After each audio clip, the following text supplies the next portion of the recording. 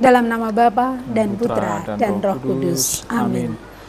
Tuhan Allah Bapa yang Maha Pengasih, kami bersyukur kepadamu untuk segala berkat karunia yang senantiasa Engkau hadirkan di dalam hidup kami, juga bagi para pemirsa yang di rumah. Tuhan, kami hendak memulai acara kami Mimbar Agama Katolik.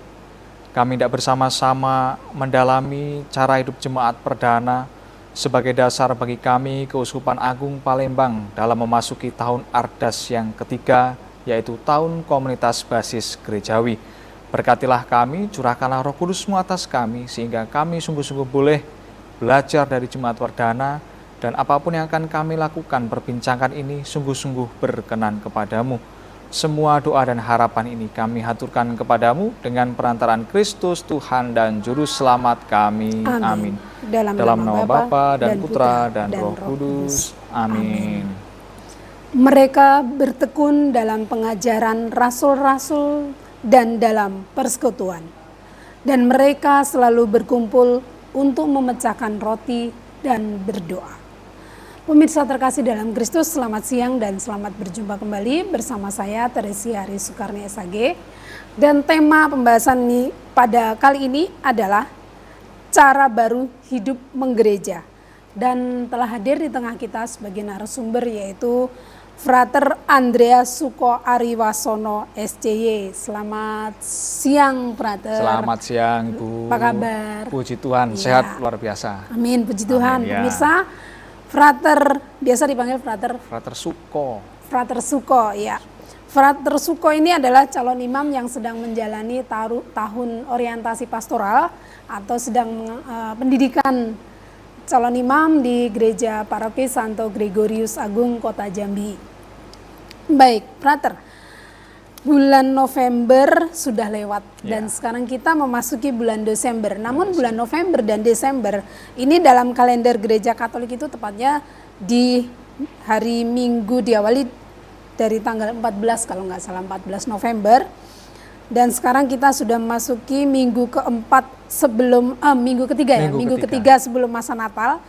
Dan dalam masa ini Gereja Katolik, khususnya Keuskupan Agung Palembang, memiliki tema dalam masa Advent. Sekarang kita sudah memasuki masa Advent. Ya.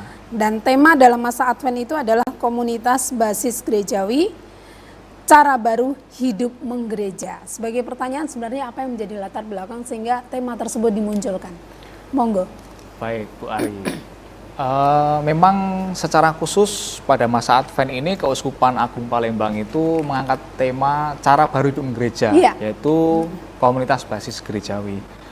Hal itu bertujuan supaya umat seluruh Keuskupan Agung Palembang itu mempersiapkan diri dengan baik, karena mulai tahun liturgi ini atau tahun 2025 Keuskupan Agung Palembang itu memasuki tahun Ardas yang ketiga. Tahun Ardas, yaitu arah dasar yaitu komunitas basis gerejawi. Maka untuk mempersiapkan diri dengan baik, sekaligus ini sebagai awal, maka masa Advent ini secara khusus bersama-sama Keuskupan, Bapak Uskup mengajak kita semua untuk mendalami cara hidup jemaat perdana, untuk atau sebagai dasar komunitas basis gerejawi melalui pertemuan-pertemuan Advent tersebut. Ya, itu luar biasa. Kemudian setelah Frater menyampaikan latar belakang dari komunitas basis gerejawi, cara baru hidup menggereja. Kalau cara baru tentu adakah cara yang lama? Sebenarnya apa maksud dari tema tersebut? Ya, sebetulnya komunitas basis gerejawi itu cara hidup menggereja yang bukan lagi baru sebetulnya. Mungkin di Keuskupan Agung Palembang baru akan diterapkan, tetapi kalau kita melihat ke belakang, cara menggereja ini sudah lama sekali ada. Kalau dalam arah dasar, Bapak Uskup mengatakan atau mengambil contoh, misalnya sejak tahun 1918 para misionaris Yesuit di Jawa itu menggunakan istilah kring. Mungkin kita sudah tidak asing lagi dengan istilah kring atau istilah mawar, lima keluarga gitu. Nah, itu menjadi salah satu bentuk cara hidup menggereja, komunitas basis gerejawi. Nah, itu sudah banyak di keuskupan lain dijalankan, tetapi di keuskupan kita baru menjadi gerak untuk menumbuhkan semangat semangat paguyuban yang lebih kecil dalam hidup menggereja seperti itu. Mungkin Frater dapat menjelaskan kelompok kecil itu seperti apa dalam jumlah, adakah jumlah-jumlah yang ditentukan? Ada. Kalau kita menengok pengertian komunitas basis gerejawi dalam perspektif Keuskupan Agung Palembang, di sana dikatakan bahwa komunitas basis gerejawi itu persekutuan keluarga-keluarga umat beriman yang kecil dan tinggal berdekatan. Nah, itu. Dan yang berkumpul secara teratur untuk berdoa dan sharing kitab suci. Dengan maksud memahami kehidupan mereka dalam terang Injil atau dalam terang Sabda Allah seperti itu. Serta semua anggotanya itu dijiwai oleh semangat solidaritas persaudaraan yang setara dan partisipatif. Maka kriterianya itu ya, tinggal berdekatan dalam kelompok kecil, misalnya ya maksimal 10 kakak seperti itu. Iya, di sekitarnya. Ya, kalau lingkungan sekarang itu masih bisa sampai berapa ya? Bisa Puluhan, sampai 60. 60 bisa, iya. kakak. Nah, ada yang itu. sampai ya kurang lebih 30-an sampai 60-an kakak. Sekarang diperkecil dengan maksud supaya itu tadi terbangun suatu semangat kebersamaan, solidaritas, sehati sejiwa dengan anggota itu yang kecil, bisa saling memperhatikan dan sebagainya itu. Iya, baik, luar biasa. Ya. Ini dalam kaitannya dengan cara baru hidup menggereja untuk Keuskupan Agung Palembang. Betul. Dan ini juga menjadi tema dari masa Advent ya untuk pendalaman kitab sucinya. Tema besar adalah komunitas basis gerejawi, cara baru hidup menggereja. Kalau ini menjadi tema besar, tentu ada tema-tema kecil yang dapat disampaikan. Mungkin Frater dapat menyampaikan apa sih sub-sub tema yang disampaikan setelah dari tema besar ini untuk Keuskupan Agung Palembang. Kemudian bila ada, mohon Frater dapat menjelaskan sub-sub tema itu apa saja. Kalau subtema dalam pertemuan Advent itu kan ada 4 ya. Ada 4 lah. Yang pertama itu kita diajak untuk mendalami bersama-sama dasar KBG atau komunitas basis gereja itu apa sih? Yaitu dasarnya adalah cara hidup jemaat perdana seperti itu. Nah, maka di pertemuan pertama itu kita diajak untuk mendalami hal-hal apa saja atau suatu fondasi yang mana sih yang bisa kita temukan dalam cara hidup jemaat perdana yang bisa kita terapkan dalam komunitas basis gerejawi. Baik. Brother, sebelum masuk ke subtema yang kedua dan juga pemirsa terkasih dalam Kristus, mari kita saksikan pariwara berikut ini.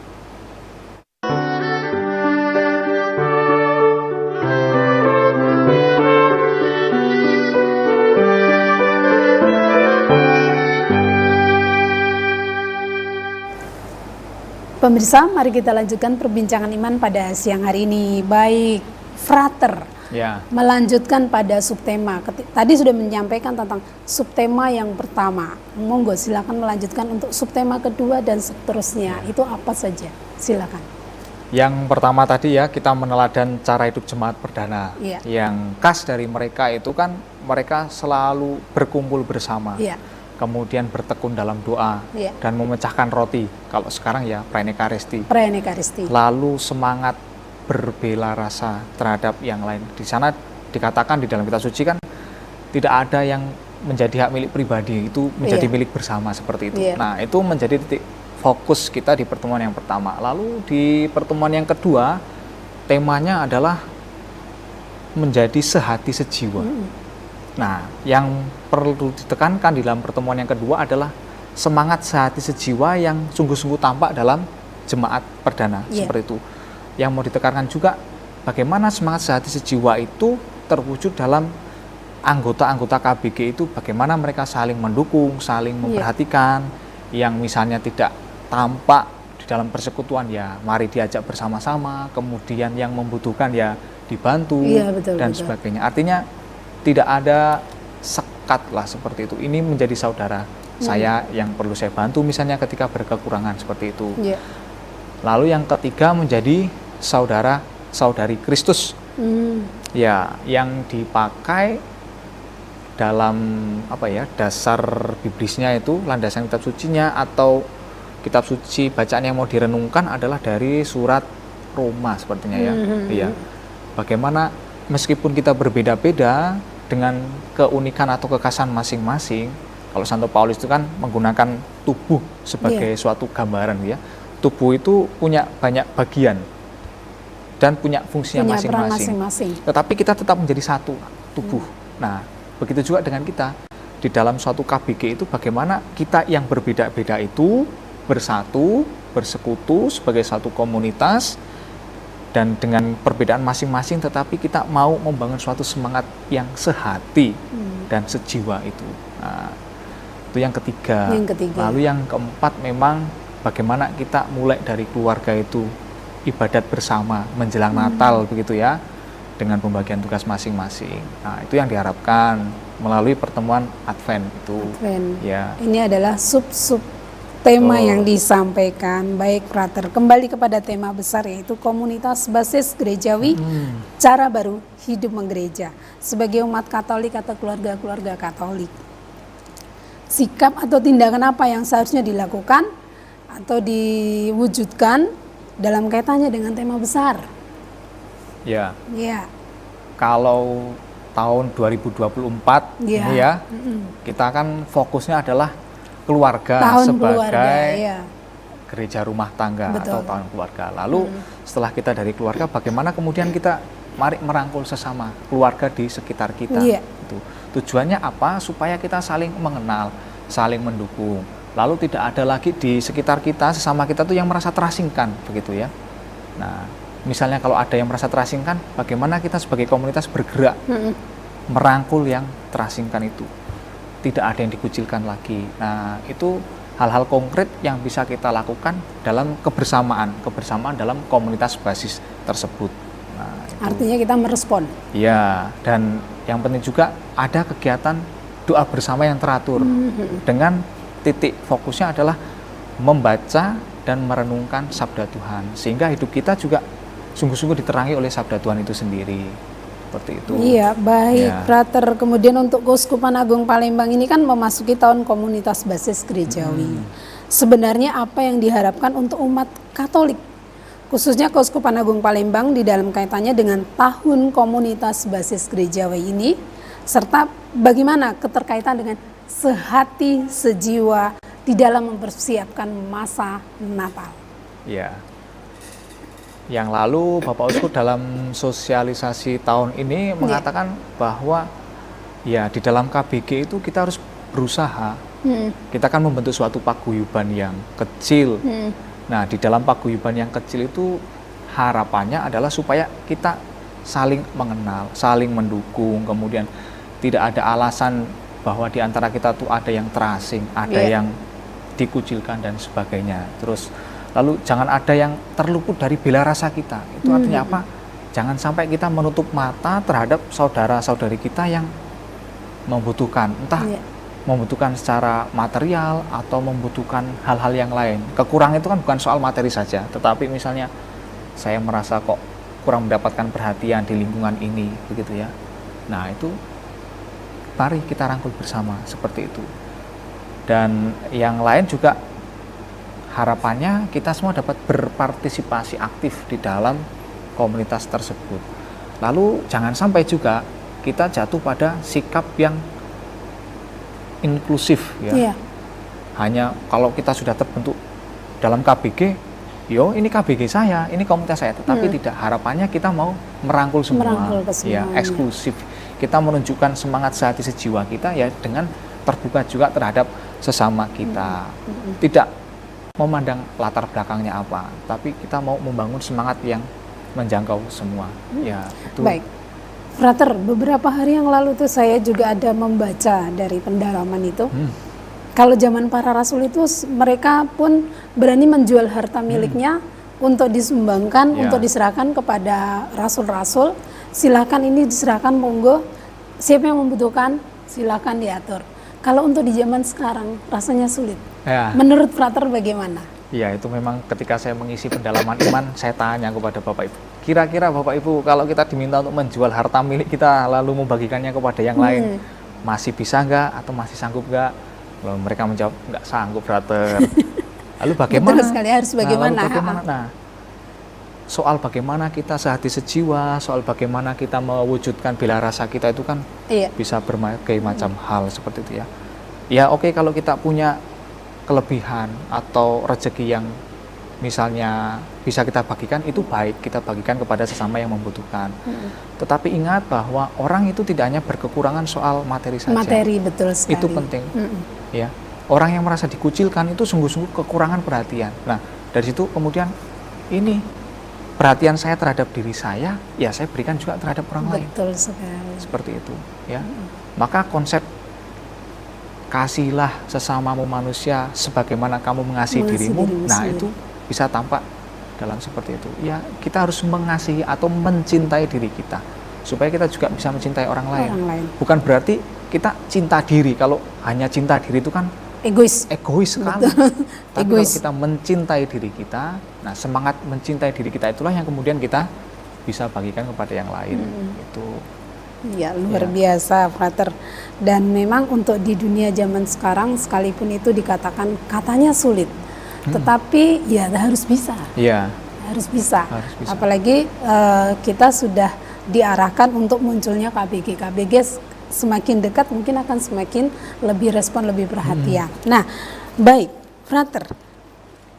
Pada poin selanjutnya, itu ada pertanyaan yang menyampaikannya begini. Apa yang menjadi landasan kitab suci dari komunitas basis gerejawi cara baru hidup menggereja? Apa yang menjadi pegangan? Silakan, monggo. Ya, kalau kita lihat dasar biblisnya yang dipakai oleh keuskupan kita atau sejak dulu komunitas basis terbentuk, kita ingat bahwa Yesus itu pertama kali juga membentuk suatu komunitas yang kecil. Yesus memanggil Simon, Andreas, Yohanes, Yakobus, para rasul itu ya, lalu membentuk suatu komunitas kecil. Dari situlah kemudian kita bisa melihat pewartaan akan Kristus yang bangkit juga bisa sampai tersebar kemana-mana. Bahkan kemudian bisa melahirkan jemaat perdana. Jemaat perdana lahir karena mereka mendengarkan warta para rasul, warta akan Kristus yang bangkit. Nah, maka kemudian kita mau meneladan ini, jemaat perdana. Dasar biblisnya dari Kisah Para Rasul bab 2. Kisah Para Rasul bab 2 ayat 41 sampai 47. Lalu di bab 4 ayat 32 sampai 37 itu juga di sana dituliskan cara hidup jemaat perdana. Nah, itu yang menjadi dasar. Mereka dikatakan di sana ya bertekun dalam pengajaran para rasul, berdoa bersama, memecahkan roti bersama, lalu saling berbagi. Seperti yang Bu Ari katakan tadi kan, mereka menjual harta milik mereka lalu membagikannya kepada yang lain. Nah, itu sudah ada di sana. Itu yang menjadi dasar atau pegangan kita dalam menghidupi semangat komunitas basis gereja. Itulah di zaman para rasul ya. Zaman para rasul. Namun kita juga harus bisa menerapkan di zaman sekarang. Betul, betul. Ternyata masih banyak orang-orang di sekitar kita yang membutuhkan Frater. Ya, luar biasa. Komunitas basis gerejawi, mungkin sedikit pertanyaan, apakah dalam pembentukan KBG ya, kalau dulu tidak salah dengar itu kelompok kecil evangelisasi, itu apakah mungkin sama dengan komunitas basis gerejawi? Nah, untuk pertemuan-pertemuan itu isinya yang perlu disampaikan apa kira-kira? Apakah hanya sekedar isinya pendalaman kitab suci saja, atau mungkin ada kegiatan-kegiatan lain yang bisa dilakukan dalam KBG ini? Silakan. Kalau kita lihat pengertian dari KBG dalam konteks Keuskupan Agung Palembang tadi kan keluarga-keluarga umat beriman yang kecil dan tinggal berdekatan dan yang berkumpul secara teratur untuk berdoa. Berdoa dan sharing kitab suci. Maka kegiatannya ya kita kumpul bersama kemudian berdoa. Seperti ibadat seperti itu ya, ibadat lalu kemudian kita bisa membaca dan merenungkan sabda Tuhan. Misalnya bisa kita ambil dari bacaan harian, itu kan ada kalender liturgi seperti itu. Lalu nanti ada fasilitator dan animator. Atau kita juga bisa mengembangkan devosi-devosi yang lain seperti itu bisa. Tetapi kemudian yang pokok ya bagaimana kita tetap pada saat berdoa ya membaca dan merenungkan sabda Tuhan itu. Ya. Jadi seperti pertemuan rutin mingguan. Pertemuan rutin mingguan. Lalu nanti tahun depan ada masa prapaskah. Kita pendalaman APP ya itu bisa menjadi bentuk doa yang lain. Dalam kelompok KBG, kelompok-kelompok kecil. Ya, artinya bahwa itu bisa dimulai dari sekarang, apalagi sekarang ini kan saatnya pas pendalaman Advent ya. Bisa. Artinya tidak menunggu harus tunggu fasilitator ada dulu. Ya. Atau animatornya ada dulu, seperti itu? Nanti memang akan ada fasilitator dan animator ya. Baik. Akan disiapkan. Baik, Frater. Masih akan kita lanjutkan dan pemirsa mari kita saksikan pariwara berikut ini.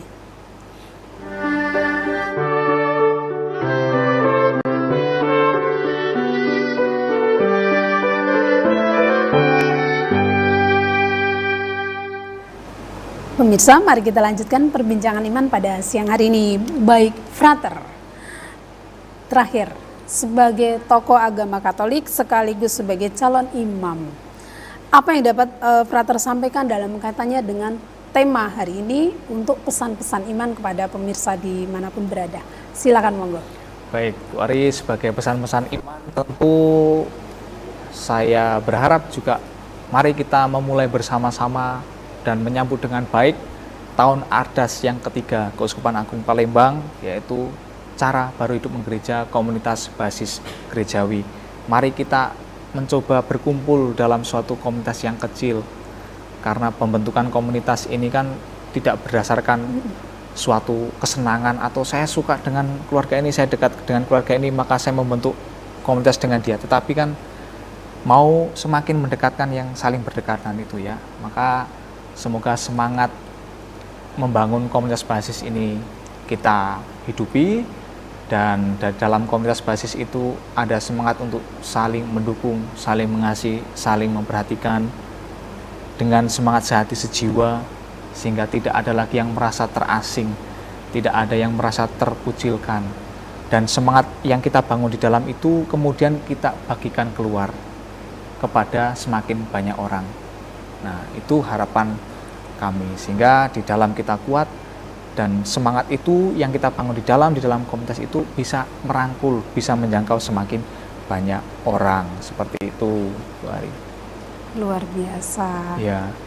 Kita punya kekayaan untuk boleh mempersiapkan terbentuknya kelompok-kelompok kecil evangelisasi. Betul. Atau kelompok komunitas basis gerejawi. Ya. Ya. Ada yang mau disampaikan tambahan? Saya rasa sih itu ya, tetapi karena kita sudah mendalami di masa Advent ini, semoga apa yang sudah kita dalami dalam setiap pertemuan Advent itu menjadi pemantik bagi kita untuk menjalani sepanjang tahun 2025, tahun komunitas basis ini dengan lebih baik. Apakah hanya cukup sampai di 2025, Frater?